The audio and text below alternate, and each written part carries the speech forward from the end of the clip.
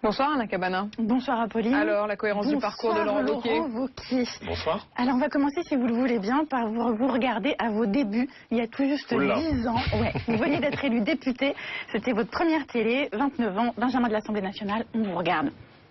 Le bon député, c'est celui qui a les pieds sur le terrain, dans la gadoue, et qui en même temps le regard qui est capable d'aller loin. Il ne faut pas qu'il soit brillant. Il vaut mieux que ce soit des gens qui aient du bon sens et qui soient là pour faire remonter ce qu'ils entendent sur le terrain.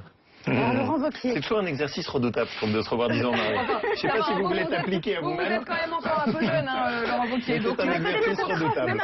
Ne détournons pas notre attention du fond du sujet. Est-ce que ça veut dire que pour faire de la politique, Laurent Wauquiez, il faut renoncer à être brillant?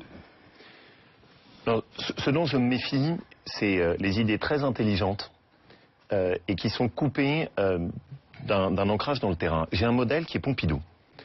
Pompidou, je ne crois pas qu'il puisse être qualifié d'homme médiocre ou de petit esprit. C'était un esprit brillant, extrêmement intelligent, mais qui en même temps était très attaché à ce que son intelligence soit incarnée, qui était très attaché à son territoire, son département, le Cantal, qui revenait souvent, et qui au fond avait cette posture de se dire l'intelligence c'est bien, mais elle ne peut pas aboutir à couper. Et je me méfie beaucoup de ça. Mais alors vous êtes le mieux diplômé de nos hommes politiques, gauche et droite confondus. Voilà. Quelle horreur, quelle vous horreur. êtes sortis des mêmes grandes écoles qu'Alain Juppé et Laurent Fabius, Normal Sup et Léna. Mais contrairement à eux, vous avez fini premier 2 fois, donc deux fois major. Or au fond, vous avez quand même tout fait pour qu'on l'oublie et vous y avez presque réussi. Non, parce que j'assume mes études, j'ai beaucoup fait pour faire des études, j'en suis fier, ça fait aussi partie de ce qu'est la méritocratie républicaine. Et si vous avez lu mon livre, je suis très attaché aussi à ce que mon parcours d'historien puisse nourrir cette réflexion sur l'Europe, que la réflexion sur ce qu'est l'identité de l'Europe. Pour prendre un exemple concret, moi qui aime la littérature, quand je regarde un billet d'euro et qu'il n'y a aucune figure, qu'il n'y a pas Victor Hugo, qu'il n'y a pas Goethe, qu'il n'y a pas Cervantes, je me dis c'est quoi cette Europe désincarnée? Mais vous le dites pas souvent. Attendez, on va encore vous réécouter, c'était encore il y a 10 ans. Vous voilà. Je suis originaire d'un département, la Haute-Loire, où ce qui compte pour les gens, c'est pas l'étiquette, mais c'est le bonhomme. Je suis très fier des diplômes que j'ai faits, mais c'est jamais quelque chose que je mets en avant. Et ce qui me semble le plus important pour un homme politique, c'est d'avoir un peu de simplicité et de fraîcheur. Mais alors, au fond, vous ne vouliez surtout pas, Laurent Wauquiez, être le meilleur d'entre nous. Anna Cabana, juste, si vous avez écouté, je dis exactement la même chose. Non, mais c'est intéressant, c'est assez amusant d'ailleurs. À 10 ans d'intervalle, je dis exactement la même chose. Sauf que vous dites que vous en êtes fier et en même temps, vous avez quand même tout fait pour ne pas être le nouvel Alain Juppé, le meilleur d'entre eux. J'ai beaucoup de respect pour Alain Juppé et c'est pas le sujet. Mais en politique, c'est ma conception des choses, c'est pas de s'auto-édicter meilleur d'entre nous. Tiens, voilà, je viendrai, je dirais, écoutez, moi j'ai plein de diplômes, Normal Sup, etc., machin, je sais ce qu'il faut faire, suivez-moi. Non, je pense que la politique, c'est autre chose. Mais vous préférez être l'homme à la parka rouge? J'aime bien ma parka rouge, oui. Vous avez un problème avec les parkas rouges? Non, moi je dis rien. C'est impossible de ne pas reparler d'Europe. Donc vous êtes le fils politique de Jacques Barrot, qui est quand même un des europhiles les plus convaincus. Vous avez commencé en politique en vous positionnant comme son héritier. Il vous a choisi pour lui succéder dans sa circonscription. Et aujourd'hui, vous avez fait quoi? Vous avez tué le père? Jacques Barrot, pour moi, c'est une vraie figure de repère. C'est quelqu'un qui a été un des très bons commissaires européens. Il fait partie de ceux qui s'est battu pour une Europe de projet, par exemple Galileo, qui consiste à avoir un GPS européen. Il faut que ceux qui nous écoutent sachent que quand vous êtes dans votre voiture, vous dépendez d'un GPS américain. Ça fait 20 ans qu'au niveau de l'Europe, on discute de ce système et qu'on n'arrive pas à le sortir. Jacques Barrot est un des rares à l'avoir secoué. Mais Jacques Barrot, il n'approuve pas du tout ce que vous êtes devenu aujourd'hui et ce que vous dites surtout sur l'Europe. En tout cas, on a des vraies différences, bien sûr. Au fond, moi, ce à quoi je crois, c'est la possibilité de faire une nouvelle synthèse. Je crois qu'il est possible de faire une synthèse entre Monnet et Séguin. Monnet, c'était plutôt l'affiliation de Jacques Barrot. C'était effectivement cet espoir d'une Europe rassemblée qui permettait de se battre contre les autres continents autour de nous. Séguin, c'était un diagnostic qui, au fond, était très juste. Au milieu des années 90, où il a tiré la sonnette d'alarme en disant « l'Europe qu'on est en train de construire ne va pas dans la bonne direction. L'élargissement affaiblit l'Europe, on bascule sur une Europe trop normative, qui pond des normes, qui ne soutient pas suffisamment de projets, et une Europe, au fond, qui défend plus nos entreprises. » Et donc, ce à quoi je crois, c'est que oui, il est possible de faire cette synthèse entre Monnet et Séguin. Vous n'avez jamais entendu comme ça sur l'Europe. Or, vous avez été ministre des Affaires européennes entre novembre 2010 et juin 2011. Il y a moins d'1 an, vous avez co-signé avec Bruno Le Maire une tribune dans Libération qui était sur l'importance du couple franco-allemand. Mais oui, mais tout le monde a cru. Laurent Wauquiez, tout le monde a cru que vous étiez pro-européen. Donc la question, c'est on s'est trompé ou alors c'est vous qui vous trompiez? Anna, Cabana, est-ce que vous vous souvenez d'il y a 4 ans les positions que j'ai prises sur le protectionnisme européen? J'étais ministre des Affaires européennes, ce sont exactement les mêmes convictions que celles que je défends aujourd'hui. Il y a 4 ans, je On ne vous disais... a pas entendu. On ne vous a pas entendu. C'est peut-être parce que les hasards du débat médiatique font que, curieusement, les journalistes parfois entendent certaines choses et d'autres non. Mais ça, c'est pas à moi que se pose la question, c'est plutôt à vous. Mais comment vous avez pu être ministre des Affaires européennes et finalement, si on imagine que vous aviez déjà les convictions que vous développez aujourd'hui, c'est-à-dire quand même un vrai scepticisme, vous dites lucidité, mais enfin quand même on vous entend très critique, comment vous avez pu vous battre pour cette Europe-là, la défendre la vision que la France avait de l'Europe, alors que visiblement vous avez des convictions très différentes. Je le raconte très clairement dans mon livre, c'est un parcours. À 18 ans, j'étais résolument pro-européen. Vous m'auriez interrogé, je vous aurais dit, pour moi, l'avenir, c'est d'être la génération qui va faire le fédéralisme européen. Ensuite, comme élu, j'ai commencé à voir des choses que je n'arrivais pas à comprendre sur ce qu'était la déclinaison européenne sur le terrain.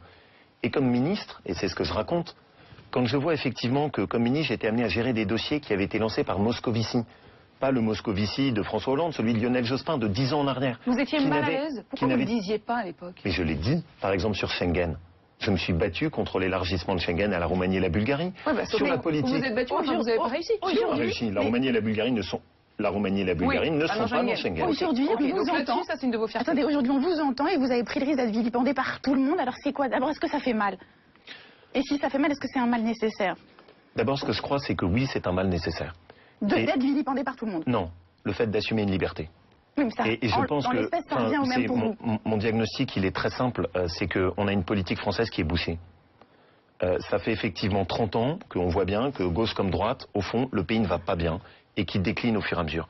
Donc oui, j'assume le fait de dire qu'il faut à un moment secouer un certain nombre d'idées reçues. Je l'ai fait sur l'assistanat. Oui, justement. Ça a été à l'époque très difficile. Mais justement, vous êtes un récidiviste du fait d'armes, Tony Truant, c'est-à-dire que vous avez, en fond, alors c'est quelqu'un qui vous aime bien, qui m'a dit que vous écraseriez un moustique avec une hache. Est-ce que vous pensez qu'il y a moins de risques à en faire trop que pas assez? Parce que vous l'avez fait avec l'assistanat, bien sûr. J'essayais de me visualiser. J'essayais de me visualiser avec une hache sur un moustique et je voyais plutôt un film de Frantic que moi en Haute-Loire. Mais bon.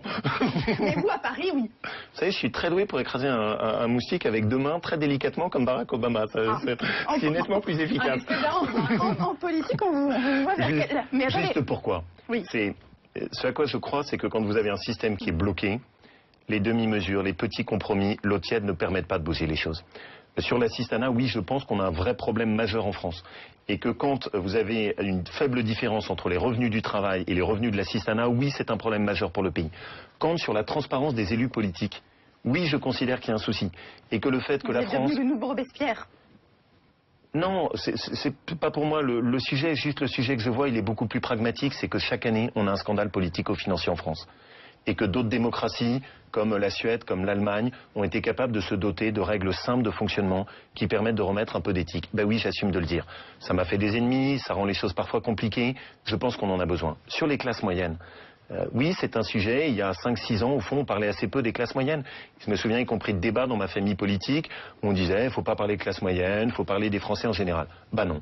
Mais... quand il y a un moment où toutes les charges sont concentrées sur les mêmes dans la société française, je pense qu'il faut le dire. Mais dès que vous ouvrez la bouche, vous vous faites des ennemis. Est-ce qu'au fond, aujourd'hui, l'avenir, est-ce que vous pensez que l'avenir en politique, elle est à ceux qui veulent renverser la table?